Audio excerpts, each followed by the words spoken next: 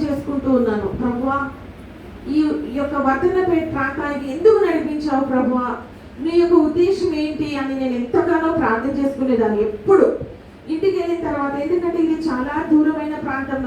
మేము ఉండేది కాశీపేటలో ఉంటున్నాం. అయితే దేవా, ఇంత దూరం ఎందుకు నడిపించావు ప్రభు అని నేను ఎంతగానో ప్రార్థన చేసుకుంటున్న సమయంలో ఇక ట్రాన్స్ఫర్ పెట్టుకొని వెళ్ళిపోదాము అన్నట్టు అనుకున్నాను. ఆ టైంలో ట్రాన్స్ఫర్ కొరకు మీ చిత్తం ఏంటో ప్రభు బయలుపరచండి అని ప్రార్థన చేసుకోవడానికి నేను ఇక్కడికి ఆ రోజు అభిషేక్ వాళ్ళ నానమ్మ అక్కడికి స్కూల్ దగ్గరికి రావడం జరిగింది. సో అభిషేక్ వాళ్ళ నానమ్మ రావడము, నేను ఆ టైంలో అక్కడ ఉండడము, వారు మేడం ఇప్పుడు ఫాస్టింగ్ ప్రేయర్ జరుగుతుందని చెప్పడము ఇస్తున్నారు. ఆ సమయంలో ఇక్కడికి వచ్చినప్పుడు పాస్టర్ గారు ప్రవచనాలు అనేకము రిలీజ్ అవుతున్నాయి. అవన్నీ కూడా నేను చూస్తున్నాను.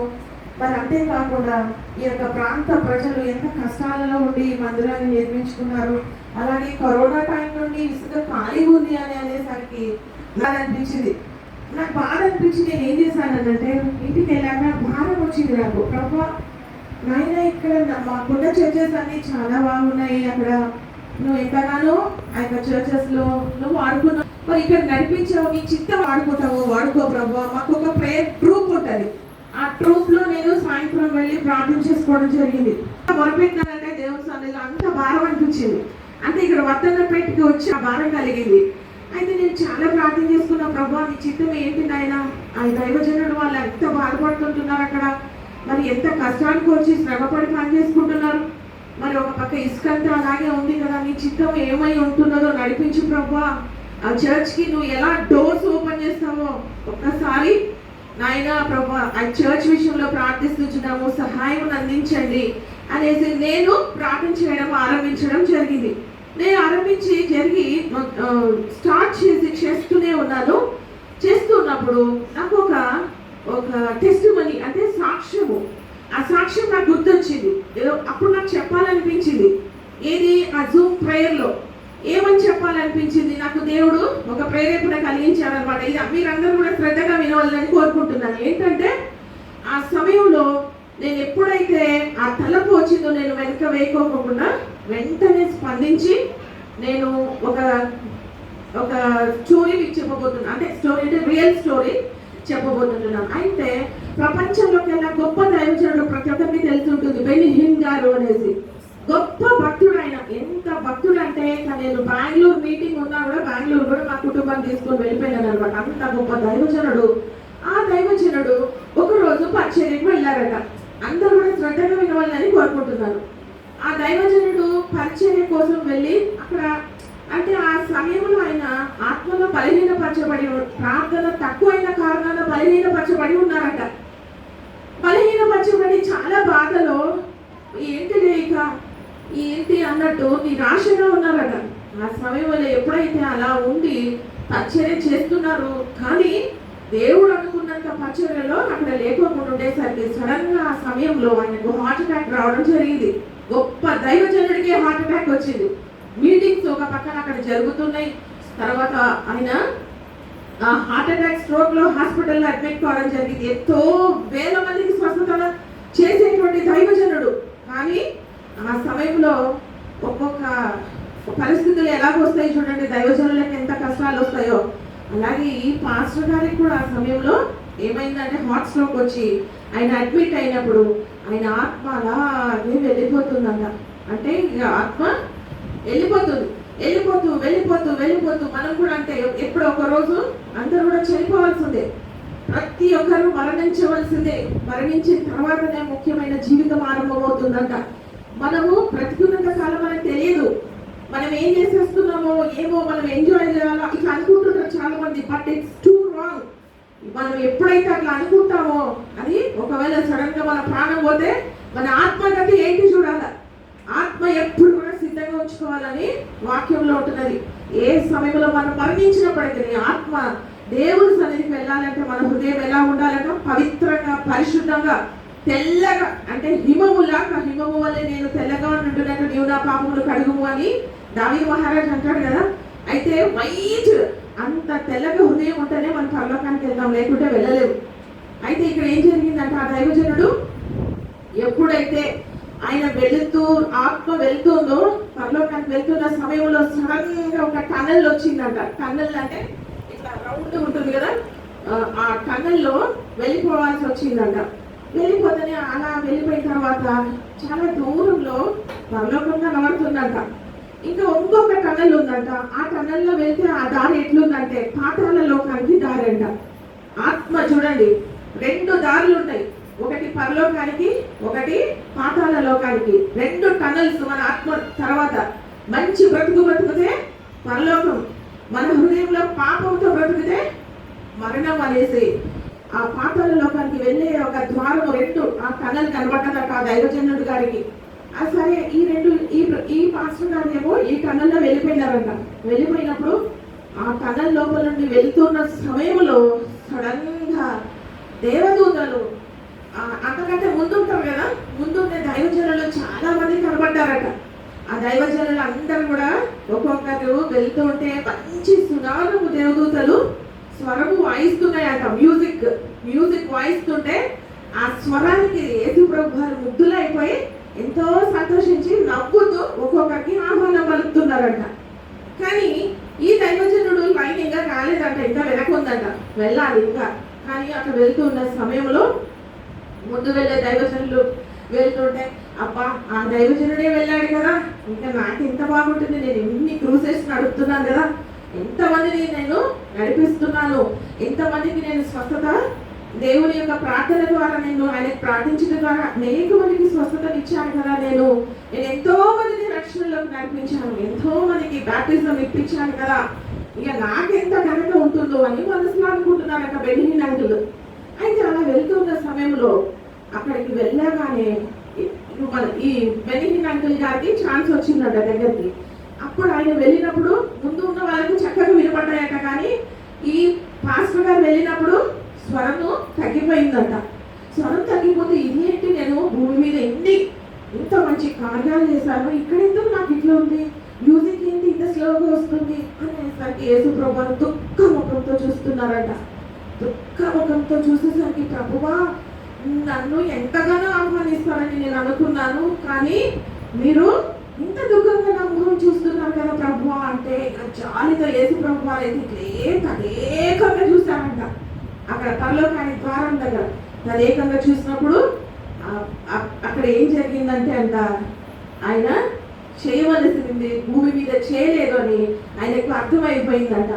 అర్థమైపోగానే వెంటనే అన్నారట, బెన్హిన్ you have to go to earth, నువ్వు వెళ్ళిపోవాలి, మళ్ళీ నువ్వు భూమి మీదకి వెళ్ళిపోవాలి అనేసి వెంటనే ఆత్మ దేవుడు ఆయనకి ఇచ్చేసరికి హాస్పిటల్లో అడ్మిట్ అయిన బెనిహిన్ అంటారు, నువ్వు చేయవలసిన పని చాలా ఉంది, నువ్వు చేసింది చాలా తక్కువ, నువ్వు ఇంకా చేయాలి, కాబట్టి ఆత్మలను అనేక మందిని నరకలోకానికి నుంచి నువ్వు తప్పించాల, ఇప్పుడు నువ్వు వెళ్ళు, నేను నీ తోడు ఉంటాను, నువ్వు బలంగా పనిచేయాలని చెప్పారట. అప్పుడు ఆత్మ హాస్పిటల్లో డాక్టర్స్ అయితే చనిపోయారు అన్న స్టేజ్కి వచ్చిన వ్యక్తి ఏమైపోయినారు, ఆత్మ దేవుడు పంపించేసరికి ఈయన లేచి చూసేసరికి ఎక్కడున్నారు, అంత హాస్పిటల్ ఎట్లుంటుంది, ఎంత భయంకరంగా ఉంటుంది కదా, చూస్తే భయం వేస్తుంది, కానీ అక్కడ ఉన్నారట. అప్పుడు ఆత్మ వచ్చిన తర్వాత బెనిహిన్ అంకుల్ అనుకున్నారట, నిజంగా నేను చేసే పరిచర్య చాలా తక్కువ, దేవుడు నన్ను ఏర్పరచుకున్న పరిచర్య చాలా గొప్పది, కానీ but I have not done that work, నేను I have to fulfil the work అని అనుకున్నారట. అనుకొని ఆ రోజు నుండి తన పరిచర్య అసలు ఎంత బలంగా జరిగించారట, అంత బలంగా జరిగించారట. అంటే సువార్తను ఇతరులకు చెప్పడము, వాక్యము, ప్రార్థనలు నడిపించడము, అనేక మందిని స్వస్థపరచడం దాకా దేవుడు ఆయన ఏం చేశాడంటే ఎన్నో రెట్లు దీవించారంట. ఆ యొక్క అనుభవం తర్వాత ఆ సాక్ష్యము అంటే మనము ఇప్పుడు నాకు అనిపించింది, అంత పెద్ద గొప్ప దైవజనుడే దేవుడు నువ్వు నాకు చేయవలసినంత చేయలేదంటే మనం ఏ పాటి వాళ్ళం అనుకుంటే వీఆర్ నథింగ్. అసలు మనం చేసే సేవ ఏమైనా ఉందా, మనం అసలు అర్హులమా, పరలోకానికి వెళ్ళడానికి అర్హులమా అని ఒక్కసారి మన గుండె మీద ఒక్కసారి ఆలోచన చేసుకుని గుండె మీద చేసుకొని నిజంగా మనం వెళ్తామా? ఎందుకంటే పాపం వలన వచ్చే జీతం మరణం, అయితే మన ప్రభు అయిన యేసుక్రీస్తునందు నిత్య జీవం అనే వాక్యం ఉంటున్నది. నేనే మార్గమును, నేనే సత్యమును, నేనే జీవము, నా ద్వారానే తప్ప ఎవరు పరలోకానికి వెళ్ళరంట. సో మనము పరలోకానికి వెళ్ళాలంటే ఎవరు దారి? యేసు ప్రభు. ఆ యేసు ప్రభు ద్వారా మాత్రమే మనము పరలోకానికి వెళ్తాం. కాబట్టి మీలో ఎవరైనా కానీ రక్షించబడకుండా ఉంటే రక్షణ పొందండి. ఇది ఏ రక్షణ దిన దేవుడు సెలవిస్తుంటున్నాడు. ఎందుకంటే మనము ఒక్క సెకండ్ చాలు ప్రాణం పోవాలంటే, ఒకే ఒక సెకండ్ లో మన ప్రాణం పోతుంది. మన ఆత్మస్థితిని గమనించుకోవాలి. ఆత్మ ఎలా ఉంటే ఆ సమయానికి పరలోకానికి వెళ్తారు.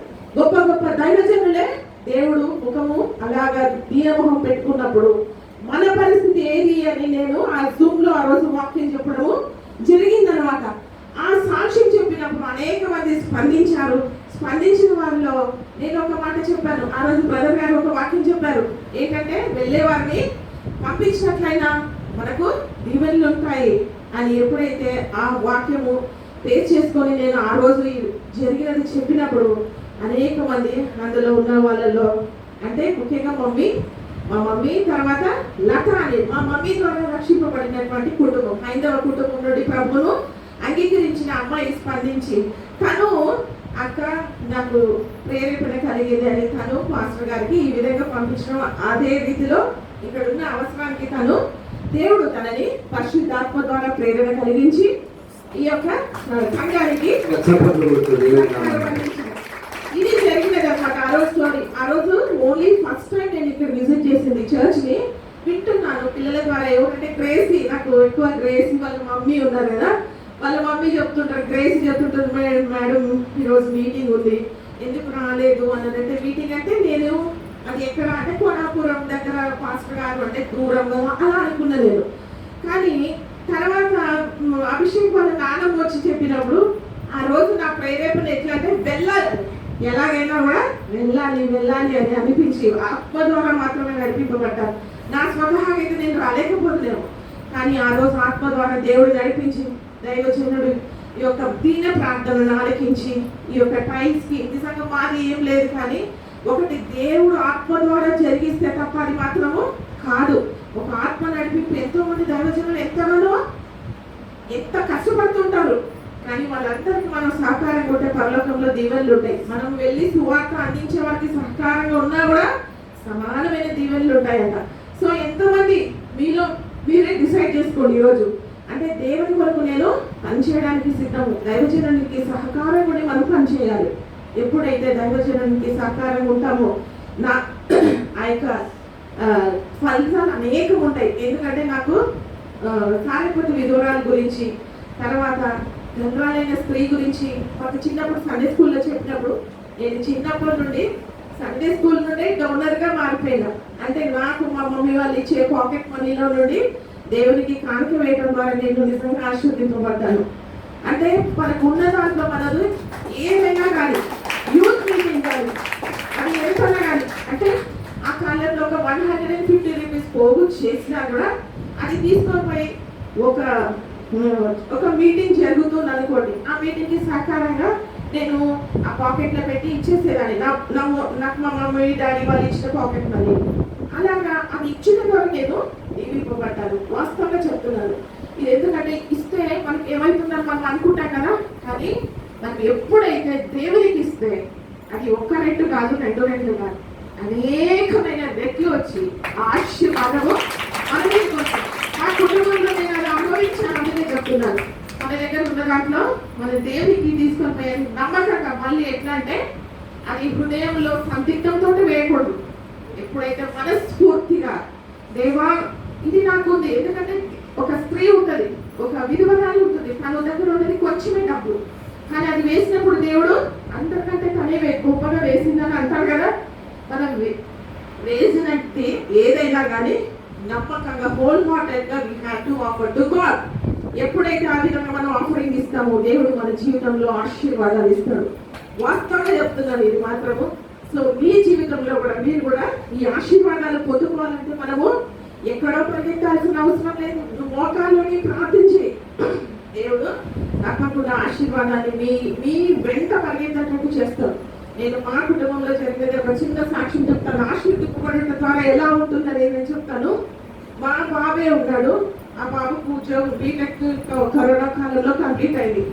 ఎలా వెళ్ళాలా ఏం చేయాలో అర్థం కాదు. ఎందుకంటే ఎగ్జామ్కి ఏం కాలేజ్ లేదు, ఏం లేదు, ఇంటి దగ్గర నుండి చదువుకోవాలా. కానీ చదువుకోవాలంటే నాలెడ్జ్ ఎంతగానో అవసరం. కానీ మమ్మీ నేను ఈ బీటెక్ అయ్యాక ఎక్కడ పోవాలా, ఏం చేయాలో నాకు ఏం తెలియట్లేదు మమ్మీ అంటే నేను కూర్చోబెట్టి ప్రార్థన చేస్తున్నాను. ఏది జూమ్ ప్రేయర్లో వాళ్ళని కూర్చోబెట్టి ఏకీభవించమని చెప్పి ప్రార్థన చేస్తున్నా. అనేక మంది పోగవుతారు రోజు. ఆ ప్రార్థన ఎప్పుడైతే చేయడం ఆరంభించారో, నాన్న నీ కొరకు నేను ప్రార్థన చేస్తున్నాను, దేవుని చిత్తం ఏమై ఉంటే అది నెరవేరుతుంది అని అంటే నేను బీటెక్ అయిన వెంటనే బాబుకు జాబ్ రావడం జరిగింది. అది ఎట్లంటే ఆశ్చర్యకరమైన రీతిలో ప్రార్థన ద్వారా మాత్రమే సాధ్యమైంది. ఎందుకంటే ఈ కాలంలో ఇంటర్వ్యూస్ ఫేస్ చేయాలంటే చాలా కష్టం కదా. అయితే వెంటనే దేవుడు ఉద్యోగం ఇచ్చాడు. నేను ఏమన్నానంటే ఉద్యోగం వచ్చినప్పుడు భయంకరమైన కరోనా కాలం, ఆన్లైన్లో జాబ్ చేస్తున్నాడు. ఆ వచ్చిన జీతం అంతా ₹1 కూడా వాడు ఉంచుకోలేదు. వాడు ₹1 కూడా ఉంచుకోకుండా అంటే అప్పుడు వానికి మా బాబుకు జీతం ఎంత తెలుసా అండి? 35,000 అంటే అప్పుడు 35,000 జీతం మా బాబు అప్పుడు. ఆ 35,000 జీతాన్ని తీసుకొని వచ్చి మమ్మీ టోటల్గా నాకు అప్పచెప్పి నేను ఎప్పుడు చెప్తుంటా కదా ఇచ్చిన ద్వారా దీవింపబడతారని ఎప్పుడు చెప్తుంటేది. మా ఇంటికి పాస్టర్స్ అనేక మంది వచ్చేది, వాడు చూస్తుంటారు, చిన్నప్పుడు చూస్తున్నారు 2 పిల్లలు. అయితే ఫస్ట్ చిన్న బాబుకి జాబ్ వచ్చింది. ఆ 35,000 తీసుకొని వస్తే కరోనా కాలంలో అనేక మంది దైవజనులు, అప్పుడు నాకు అంటే పాస్టర్ గారు అని తెలియదు, నేను పాత స్కూల్లో ఉన్నాను. అనేక మంది దైవజనులకు ఆ 35,000 ₹1 కూడా వాడు ఉంచుకోలేదు, అంతా తీసి దైవజనులకు పంపించేశాను. ఫస్ట్ నెల అంతా పంపించాము, 2వ నెలలో దశభాగం పంపించేసాము, 3వ నెలలో పంపించేసరికి దేవుడు ప్రార్థన చేసిన మమ్మీ నేను ఈ ఉద్యోగం చేయాలా, ఈ జీతం నాకు సరిపోతుందా మమ్మీ ఫ్యూచర్లో ప్రార్థన చేయాలంటే నేను అన్నాను, ప్రార్థన చేస్తాను ప్రభువా మరి ఈ బిడ్డ ఇలా అంటున్నాడు, ఈ జీతం సరిపోతుందా, మరి ఇంకా లేదా నేను వేరే దానికి వెళ్ళాలి. ఎందుకంటే ఆ బాబు సాఫ్ట్వేర్ కాదు, ఆ బాబుది ఈసీఈ డిపార్ట్మెంట్ అనమాట, ట్రేడ్. సో నేను ప్రార్థన చేసుకుంటున్న సమయంలో ఒక దైవజనుడు ప్రవచించాడు అనమాట. అసలు నేను ఆ దైవజనుడిని చూడలేదు, ఎప్పుడు చూడలేదు. ఆ దైవజనుడికి ఆ రోజు ఫోన్ చేయాలనిపించి ఫోన్ చేసిన వెంటనే బ్రదర్ ఇట్లా ప్రార్థన చేయండి మా బాబు కొరకున్నప్పుడు ఆ బ్రదర్ ప్రార్థన చేసి నేను మీ యొక్క కుమారునికి ఉన్నతమైన చదువును ఇవ్వబోతుంటున్నాను, ఆ బిడ్డ ఉద్యోగం కాదు చదవడానికి వెళ్ళాలి అనేసి ప్రవచనం వచ్చింది అనమాట. ఆశ్చర్యం అనిపించింది నాకు. ఇప్పుడు ప్రవచనం వచ్చింది, కరోనా కాలం అసలు ఇది సాధ్యమా, ఎక్కడ పోయి చదువుకోవాలా, ఏం చేయాలి, ఇంకా భయంకరమైన పరిస్థితి ఉంది కదా అని అనుకున్న సమయంలో నిజంగా చెప్తున్నా ప్రార్థన చేసిన 3వ రోజు ఆ దైవజనుడు ప్రవచించిన 3వ రోజున బాబుకు ఎంటెక్ సీట్ అంటే గేట్ ఎంట్రన్స్ లో ఆ బాబుకు సీట్ రావడం జరిగింది. ఆ సీట్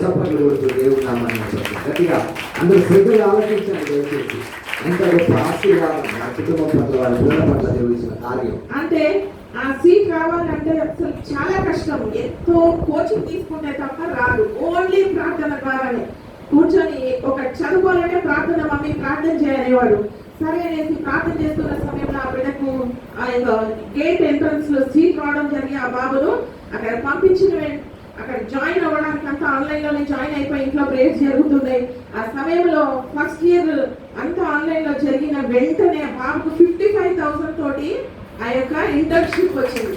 ప్రతి నెలకు 55,000 వచ్చి పడేది, 35,000 నుండి 55,000. సరే అనేసి నేను అందులో నుంచి ఇందులో నుంచి దేవునికి నువ్వు తీసి కానుక ప్రతి ఒక్క దైవజనుడు నీకు ప్రేరేపణ కలిగి ప్రార్థన చేసుకో, మన ఇంటికి వచ్చే దైవజనులు ఎంతో మంది ఉంటున్నారు, వాళ్ళకు నువ్వు సపోర్ట్ చేయాలని చెప్పినప్పుడు వాడు అది మొదలుపెట్టిన వెంటనే అద్భుత రీతిలో 55,000 నుండి ఒక ఫస్ట్ ఇయర్ అయిపోగానే ఒక ఇంటర్వ్యూ జరిగింది. ఆ ఇంటర్వ్యూలో 7 మంది పాస్టర్స్ తోటి నేను ప్రార్థన చేయించుకున్నాను. ఒకవేళ బిడ్డ ప్రభువా నీ చిత్తంలో ఉంటే నువ్వు ఈ పాస్టర్స్ ద్వారా నువ్వు కార్యం జరిగించు, ప్రార్థన చేస్తే వాళ్ళు ఆ బిడ్డకు మేలు కలుగుతుందని ప్రార్థన చేసినప్పుడు అద్భుత రీతిలో ఆయన ఇంటర్వ్యూ కూడా సెలెక్ట్ కావడం జరిగింది. 2 లక్షల జీతంలో అంటే ఆ బాబు అంటాడు మమ్మీ ఇది నిజంగా నాకైతే ఆశ్చర్యం అనిపిస్తుంది మమ్మీ అని అంటే నిజంగా నేను అనుకున్నా ఇది మామూలుగా అయితే మానవుల అసాధ్యం. 2 లక్షల నుండి ఆ బిడ్డ అందులో వచ్చిన మొదటి జీతం ఉంటుంది కదా, ఆ జీతం మొత్తం కానికి వేసేస్తున్నాడు. వెంటనే నేను చెప్తున్నాను చూడండి, ఆ బిడ్డకు అద్భుతమైన రీతిలో అక్కడ వాళ్ళ బాస్ నుంచి లెటర్ వచ్చి మళ్ళీ నీకు ఈరోజు బోనస్ ఇస్తున్నాము అని చెప్పారు. 1,60,000 బోనస్ వచ్చింది. నిజంగా నేనైతే చెప్తున్నాను, అంటే ఆశ్చర్యం అంటే ఎట్లా ఉంటుంది అనేది. ప్రార్థన ద్వారా మాత్రమే ఇది సాధ్యం. నేను అనుభవించాను కాబట్టి చెప్తున్నాను. ఆ విధంగా అలాగే ఉంటాయి. నాన్న నువ్వు ఇట్లనే దేవుని సేవకి ఇస్తూ ఉంటే నువ్వు నిజంగా ఆశీర్వదింపబడతావని. మొన్న సమ్మర్ హాలిడేస్ లో వీబీఎస్ జరుగుతుంది. నేను అప్పుడు హైదరాబాద్ లో ఉన్నాను. హైదరాబాద్ ఉంటే ప్రార్థన చేసుకుంటుంటే ఆ ప్రార్థనలో ప్రభా ఈ వీబీఎస్ పరిచర్య ఎండాకాలంలో ఉంది, నువ్వు ఈ వీబీఎస్ పరిచర్యకి ఎలా వాడుకుంటావు వాడుకో అని అంటేనే దేవుడు కరెక్ట్ చిల్డ్రన్ మినిస్ట్రీ నడిపే పాస్టర్ జూమ్ టైం ప్రేయర్లో కాల్ చేస్తుంటే నేను అప్పుడు వెంటనే ఏంటి అనేసి ఒకసారి ఎత్తి చూసి మాట్లాడినప్పుడు, అక్క ఇక్కడ పలానా చోట ఇట్లా ఒక అవసరం ఉంది అక్క, ఈ అవసరాన్ని కొరకు నేను రిక్వెస్ట్ పెడుతున్నాను అక్క అంటే వెంటనే నేను మా ఆయనకు చెప్పి వెంటనే పంపించడం జరిగింది. 3వ రోజు అద్భుత రీతిలో మళ్ళీ బాబుకు ఎక్కడంటే ఈ అబ్బాయి తైవాన్ కంపెనీలో మేనేజర్ మెచ్చుకొని నేను ఎంత కానుక ఇచ్చానో అంత 4 రెట్లు పంపించాడు.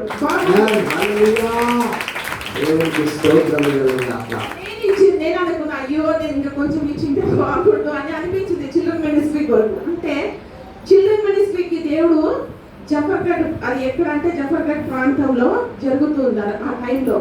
నేను అనుకున్న దేవా మేము ఇచ్చింది తక్కువే కానీ నువ్వు ఎంతగా బిడ్డ ద్వారా నాకు వచ్చేటట్టు చేస్తున్నావు. అలాగే సేమ్ ఇట్లనే మా పెద్ద బాబుకు కూడా ఇట్లనే జరిగింది. సో అంటే నేను ఒకటే చెప్పేది, దేవునికి ఇచ్చిన ద్వారా మీరు కుటుంబాలలో దీవింపబడతారు. నేను పరిచర్యలు ఇంటింటి సువార్త పెట్టిన మా పెద్ద బాబుకు ప్రతి నెల దైవజనుడికి నువ్వు పంపించాలా, నువ్వు వెళ్ళలేకపోతున్నావు కాబట్టి పరిచర్య చేసే వారికి సహకారం ఉండాలని చెప్పి వాక్యం మీరే ఎవరైతే పరిచర్య చేస్తారో వాళ్లకు సమానమైన దీవెనలు, వెళ్ళే వారికి సహకరించినట్లయితే కూడా సమానమైన దీవెనలు దేవుడు ఇస్తాడని సెలవిచ్చాడు. తద్వారా పరలోకంలో మనం ఎంత ఫలితం పొందుకుంటామంటే అంత ఫలితం. నాకైతే ఇప్పుడు ఏ ఆశ దీని మీద ఎక్కువ లేదు కానీ పరలోకంలో తను సంపాదించుకోవాలి, దేవుడి దగ్గర మంచి బహుమతి పొందుకోవాలా, దేవుడి దగ్గర ఎలా నేను బ్లెస్సింగ్స్ రిసీవ్ చేసుకోవాలా ఆలోచనతో రోజు పొద్దున్న లేస్తేనే ప్రార్థన చేసుకుంటున్నా. దేవా ఏ దైవజనుడికి నేను ఏం చేయాలా అంటే ఒక్కొక్క చోట దేవుడు మమ్మల్ని పంపిస్తుంటాడు, అది ఎక్కడ ఉంటుందో మాకే తెలియదు. ఆ విధంగా దేవుడు సహకారంగా మాకున్న దాంట్లో మేము అంటే అది కొద్దిపాటినే కావచ్చు, ఎందుకంటే మరీ ధనవంతులమని మేము చెప్పట్లేదు కానీ దేవుడు ఇచ్చిన దాంట్లో మా హస్బెండ్ డైరెక్టర్గా వర్క్ చేస్తున్నారు ఇండస్ట్రీస్ డిపార్ట్మెంట్లో. నేను ఒకటే చెప్పాను అండి, నేను చేసే పరిచర్యలు మీరు నాకు కొంచెం సహకారంగా ఉండాలి అని నేను చెప్పినప్పుడు తనకు వీలైనంత నాకు సపోర్ట్ చేస్తున్నారు. అంతేకాకుండా లాస్ట్ మంత్ వచ్చినప్పుడు నేను పాస్టర్ గారితో ప్రార్థన చేయించుకున్నాను, బ్రదర్ మా హస్బెండ్ కొరకు ప్రార్థన చేయండి ట్రాన్స్ఫర్స్ కొరకు అని ప్రార్థన కోరి నేను ఇంటికి వెళ్ళిన తర్వాత జూమ్ అంటే ప్రేయర్ నార్మల్ కాన్ఫరెన్స్ ప్రేయర్లో ప్రార్థన చేయించుకున్నప్పుడు యాక్చువల్గా ఆయన ప్రమోషన్ వచ్చి హనుమకొండ రావాల్సింది కానీ ట్రాన్స్ఫర్ సడన్ గా రావడంతో హైదరాబాద్ నుండి వరంగల్ రావడం జరిగింది. అయితే అసలు అద్భుతమైన రీతిలో వరంగల్కి వచ్చారు. అయితే ఇక్కడ ఆయన అంటే జిల్లా అంతట్లో ఫస్ట్ ఆఫీసర్ ఇప్పుడు వరంగల్ జిల్లాలో దేవుడు అక్కడ తీసుకొని వచ్చి నేను ఒకటే ప్రార్థన చేస్తున్నా, ప్రభువా మరి నువ్వు హనుమకొండ ఎందుకు ఇవ్వలేదు నాయన అని ప్రార్థన చేసుకుంటూ ఉన్నాను. ఎందుకు ప్రభు ఇది తప్పింది అని నేను ప్రార్థన చేస్తున్నాను. అయితే ఒక విషయం ఏంటంటే మన తలపులు వేరు, ఆయన తలపులు వేరు. నేను వరంగల్ జిల్లాలో పనిచేస్తున్నాను కాబట్టి దేవుడు ఆ బిడ్డకు అక్కడ అనుగ్రహించారేమో. అయితే నేను నిన్ను అభిషేకించబోతున్నాను అక్కడ నుండి అని ఒక వాగ్దానం దేవుడు జనవరి 1 రోజు ఇచ్చారు. నువ్వు ఏదైతే తలపెట్టావో దాని విషయంలో నేను సహాయం చేయబోతున్నాను అని ఆ వాక్యం చూసుకున్నప్పుడు నాకు నిజంగా ఆశ్చర్యం అనిపించింది. అక్కడ వరంగల్లో ఉండే దేవుడు ఆయనను వాడుకోవాలని అనుకుంటున్నాను. సో మీరందరూ కూడా మా కుటుంబం కొరకు ప్రార్థన చేయండి. నాకు 2 కుమారులు, పెద్ద కుమారుడి పేరు జాన్ సుజీ, రెండవ కుమారుడి పేరు డానియా అనురాగ్. ఈ విధంగా 2 కుమారులను దేవుడు అంచెలంచెలుగా తీసుకొని వెళ్తున్నారు. వాళ్ళు ఈ రోజు ఇండోనేషియాలో ఉన్నారు. మలేషియా, ఇండోనేషియా అక్కడికంతా వాళ్ళు వెళ్ళారు. వారి క్షేమకరమైన ప్రయాణం కొరకు కూడా మీరు అందరూ ప్రార్థన చేయండి. అంతేకాకుండా ఈ యొక్క పనులు అత్యధికంగా ముందుకు తీసుకొని వెళ్ళాలని ఎంతగానో నేను కూడా ప్రతిరోజు ఇక్కడికి వచ్చిపోయిన రోజు నుంచి పరిచర్య వర్కన్నపేట కల్వరి చర్చ్ గురించి ఎంతగానో ప్రార్థన చేస్తుంటున్నాము. సో మీరు కూడా మీ యొక్క మా కుటుంబం గురించి ప్రార్థన చేయవాలని కోరుకుంటున్నాము. ఎవరైతే సువార్త అందిస్తే వారి పాదములు పర్వతముల మీద సుందరమై ఉంటాయి కాబట్టి మీ పాదములు పర్వతముల మీద సుందరములై ఉండాలంటే మీరు ఇతరులకు దేవుని సువార్తను అందించాలి. ఎలా చెప్పాలని అనుకుంటారు ఎక్కడ పోవాలా మేము అని, కానీ దేవుడే నడిపిస్తాడు. ఎందుకంటే మనం లిఫ్ట్లో వెళ్తుంటే ఆ లిఫ్ట్లోనే దేవుడు నడిపిస్తాడు. అది నేను నా ఎగ్జాంపుల్ చెప్తున్నాను. నేను ఎక్కడ పోతున్నాను అని ఫస్ట్ అనుకునేదాన్ని. ఆ లిఫ్ట్లోనే వచ్చి అడుగుతారు, మేడం మా వరకు ప్రార్థన చేయండి అని. అట్లా దేవుడు వారి కుటుంబానికి వెళ్ళి అట్లా ప్రార్థన చేసినప్పుడు వాళ్ళకి స్వస్థత కలగడం, అట్లా మా యొక్క జూమ్ ప్రేయర్స్ ద్వారా అనేకమైన స్వస్థతలు జరుగుతున్నాయి. అంటే అపవాది ఎంతగానో దాడి ఉంటుంది, కానీ అపవాది తంత్రముల గల శక్తిమంతుడు యేసు ప్రభు వారు మాత్రమే. కాబట్టి ప్రభు రాత్రి ఉంది. ఎక్కబడే గుంపులో నువ్వు ఉన్నావో ఒక్కసారి ఆలోచన చేసుకో. విడవబడే గుంపులో ఉన్నట్లయితే భయంకరమైన దుస్థితి ఎదుర్కోవాల్సి వస్తుంది. ఎంత అంటే మహాశ్రమణ కాలం, 7 సంవత్సరాల శ్రమణ కాలం రాబోతుంటున్నది. కాబట్టి మీరు ఆ భయంకరమైన శ్రమల కాలంలో ఎవ్వరు ఉండకూడదని, ఎంతకాలం పాతాళలోకానికి ఎవరు వెళ్ళకూడదని ప్రార్థన చేస్తున్నాం. కానీ ఇప్పుడు ఎట్లుంటుందంటే భూమి మీద ఉన్నప్పుడు చెప్తుంటే అదంతా ఎట్లుంటది, నోవాహు కాలంలో నవ్వినట్టు ఉంటుంది. కానీ ఎవరైతే ఆత్మను శుద్ధీకరించి ఉంటారో వాళ్ళు ఎత్తబడతారు. ప్యూర్ హార్టెడ్ ఉంటే ఒక్క నిమిషంలోనే ఎత్తబడతారు. ఆ ఎత్తబడే యొక్క రాకడలో మీరు ఉంటున్నారా ఒక్కసారి ఆలోచన చేసుకోండి. ఎవరైనా మీ హృదయము దేవునికి ఇవ్వకుండా అంటే ఇదే ఈ రోజే సమయం దేవుడు ఇస్తున్నాడు. కాబట్టి ప్రభు కల్పించండి మీ హృదయం. మీరు ఎప్పుడైతే మీ హృదయాన్ని దేవుని కల్పిస్తారో పరలోకంలో అత్యానందమైన సంతోషం ఉంటుందంట. అతి సంతోషం చేసుకోవాలనుకుంటున్నారా? లేక ఇంతకాలం కొద్ది కాలం నరుని ఆయుష్ 70 సంవత్సరం అధిక బలం ఉన్నాయి కదా, 80 సంవత్సరాలు అది కూడా ఆయాసము ప్రయాసము భయంకరమైన దుస్థితులే ఉంటాయట ముసలి వయసులో భయంకరం. కాబట్టి సమయం ఉండగానే యవన దశలోనే దేవుని నామాన్ని క్షమించాలి. ఎందుకంటే ఇక వాక్య పరిచయ కాలం దయతో క్షమించాలి. ఇక వాక్యం తీసుకోలేదు కనుక నిజంగా మన